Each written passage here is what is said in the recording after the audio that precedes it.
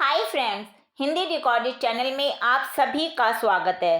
दोस्तों, UP board कक्षा 12 की पुस्तक से कवि व नाटककार हरिश्चंद्र द्वारा रचित प्रेम माधुरी कविता में कवि ने सवैया छंद का प्रयोग किया है। कवि ने इन सवैया में ब्रज भाषा का प्रयोग किया है, जो कि अत्यधिक प्रभावशाली है। साथ ही मुक्तक शैली का प्रयोग करते हुए अपनी इसमें संपूर्ण कथा को अभिव्यक्त किया है। आज के अध्याय में हम प्रेम माधुरी कविता से लिए गए कुछ सवैया की प्रसंग सहित व्याख्या पर चर्चा करेंगे। तो चलिए दोस्तों, शुरू करते हैं अपना आज का अध्याय और जानते हैं प्रेम माधुरी कविता के पद्यांशों की व्याख्या। पहला मैं पद्यांश पढ़ रही हूँ। मार्ग प्रेम को समुझे हरिश्चंद्र, यथारथ होत यथा है। लाभ कचूना पुकारन में बदनाम ही होन की सारी कथा है। जानत है जिया मेरो भली विधि और उपाय सब बेबिरथा है। बावरे है ब्रिज के सिगरे मोही, नाहक पूछत कौन बिथा है। तो दोस्तों, इसमें हमने एक शब्द पढ़ा यथारथ। इसका अर्थ होता है वास्तविक, और जिया का अर्थ है हृदय, और बिथा का अर्थ है पीड़ा। चलिए अब हम इसके संदर्भ और प्रसंग को जानते हैं। प्रस्तुत सवैया भारतेंदु हरिश्चंद्र द्वारा रचित प्रेम माधुरी कविता से अवतरित है। इसमें ब्रज बाला के प्रेम मार्ग पर चलने से होने वाली निंदा एवं कष्टों का वर्णन किया है। चलिए दोस्तों, अब हम इसकी व्याख्या को जान लेते हैं। प्रस्तुत पंक्तियों में नायिका अपनी सखी से कहती है कि प्रेम मार्ग को समझना अत्यंत कठिन है, और यह जो मार्ग है वो जीवन के कटु यथार्थ की तरह ही कठोर एवं कष्टकारी है।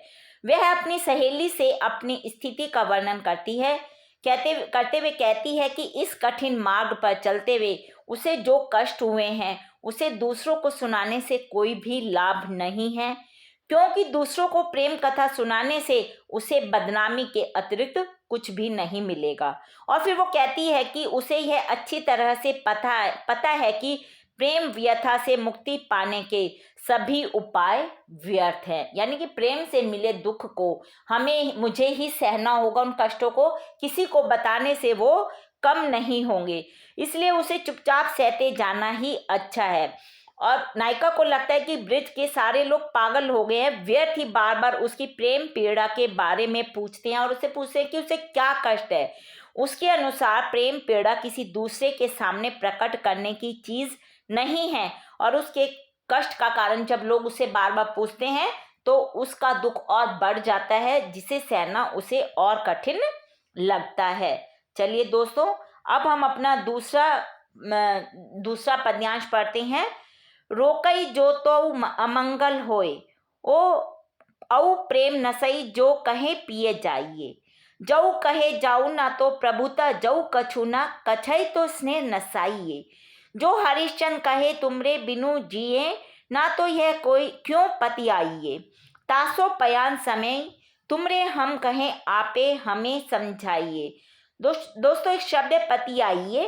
पति आइए का अर्थ होता है विश्वास, और पयान समय का अर्थ है प्रस्थान के समय, यानी कि जाने के समय। चलिए दोस्तों, अब हम इसके प्रसंग को जानेंगे। जो ये सवैया हमने अभी पढ़ी, नायिका के द्वारा प्रदेश जा रहे अपने पति से चतुरता पूर्वक कहे गए कथन का वर्णन है कि नायिका अपने पति, जब उसका पति प्रदेश जा रहा है तो नायिका किस प्रकार चतुराई से उससे अपने मन की बात कहती है, उसका वर्णन है। व्याख्या जानते कैसे किया उन्होंने वर्णन। कवि ने नायिका के उस मनोभाव का चित्रण किया जो वह प्रदेश जाने वाले अपने पति के सामने प्रकट कर रही है। नायिका अपने प्रियतम से कहती है कि यदि जाते समय वह उन्हें टोकती है तो टोक लगेगा, क्योंकि कहा जाता है कि जब कोई घर से बाहर जा रहा हो तो उसे टोकना नहीं चाहिए, यह अमंगल का सूचक है। यदि वह उन्हें प्रदेश जाने के लिए कहती है तो उसका प्रेम नष्ट हो जाएगा। वह कहती है कि यदि वह उन्हें प्रदेश जाने से मना करती है तो यह उन पर अपना प्रभुत्व स्थापित करने अर्थात उन्हें आदेश देने के समान होगा, और वो कैसे उन्हें आदेश दे सकती है, यह तो अनुचित है। और यदि वह कुछ नहीं कहती तो उसका पति के जो प्रति स्नेह है, प्यार है, वो नष्ट होता है। तो वो क्या कहती है, ऐसी स्थिति में यदि वह अपने प्रियतम से कहती है कि उसके बिना वह जीवित नहीं रह सकती, तो क्या उसके प्रियतम इस बात पर विश्वास करेंगे? नायिका इस बात से परेशान हो गई कि परदेश जाते हुए वह अपने पति से क्या कहे। जब उसका पति परदेश जा रहा है वो उससे क्या बोले क्या नहीं बोले। आखिर में वह अपने पति से ही अनुरोध करती है कि उनके परदेश जाने के समय वह उनसे क्या कहे, यह बात उनके प्रियतम उसको खुद ही समझा दे। इस प्रकार नायिका चतुरता पूर्वक अपने मन की बात पति को बताते हुए उनके प्रेम को जीतने की कोशिश कर रही है। चलिए दोस्तों, अब हम अपना तीसरा पद्यांश पढ़ते हैं, फिर उसकी व्याख्या को जानेंगे। आजू लऊ जो न मिले तो कहा हम तो तुमरे सब भांति कहावे। मेरो उड़ानो है कछु नाही सबई फल आपने भाग को पावे। जो हरिश्चंद्र भई सो भई अब प्राण चले चाहे तासो सुनावे। प्यारे जू है जग की है रीति विदा के समय सब कंठ लगावे। दोस्तों, आजू लो इसका अर्थ है आज तक और उड़ानो का अर्थ होता है उल्हाना। समय यानी कि कंठ लगावे का अर्थ है कि गले लगाना। दोस्तों, ये जो अब इसके प्रसंग को जानते हैं, जो अभी हमने पद्यांश पढ़ा, इसमें कवि ने नायिका की विरह दशा का वर्णन किया है। व्याख्या जानते हैं। विरह में व्याकुल एक नायिका अपने प्रेमी के प्रति अपनी भावनाएं व्यक्त कर रही है और कह रही है कि आज तक तुम हमसे नहीं मिले तो कोई बात नहीं है, हम तो सभी प्रकार से केवल तुम्हारे ही हैं। मेरा आपको कोई उल्हाना नहीं है, क्योंकि हम सभी, मैं ये बात जानती हूँ कि हम सभी अपने भाग्य का फल पाते हैं और जैसा जिसके भाग्य में लिखा होता है वैसा ही सबको भोगना पड़ता है। अगर मेरा ये भाग्य में आपसे ना मिलना लिखा है तो इसमें कोई क्या कर सकता है।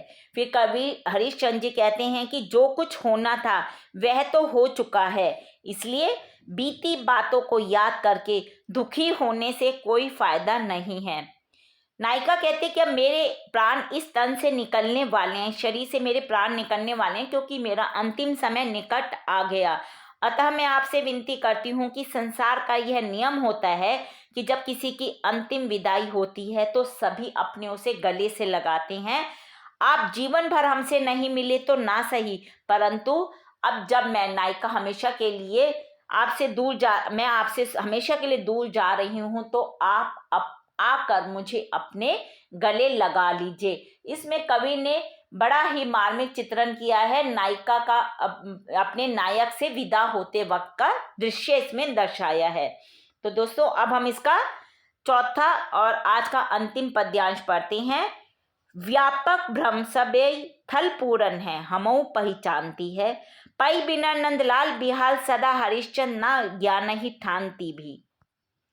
तिम उधऊ यही कहियो उनसो हम और कछु नहीं जानती।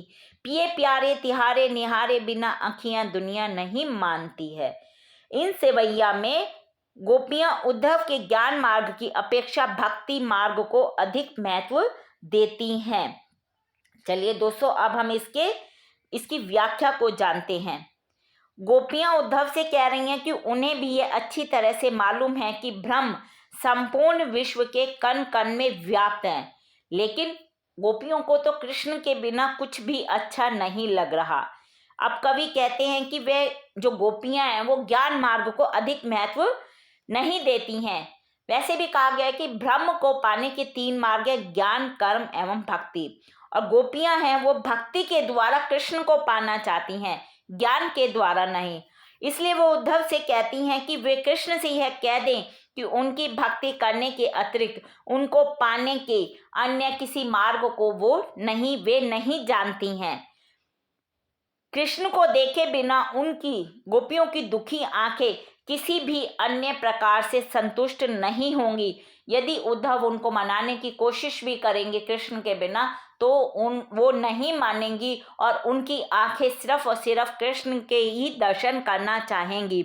अतः वे उद्धव से प्रार्थना करती हैं कि कृष्ण को उनसे मिलने के लिए भेज दें, क्योंकि उन गोपियों की दुखी आंखें हैं वो सिर्फ और सिर्फ कृष्ण से मिलने की प्रतीक्षा में ही व्यथित हैं।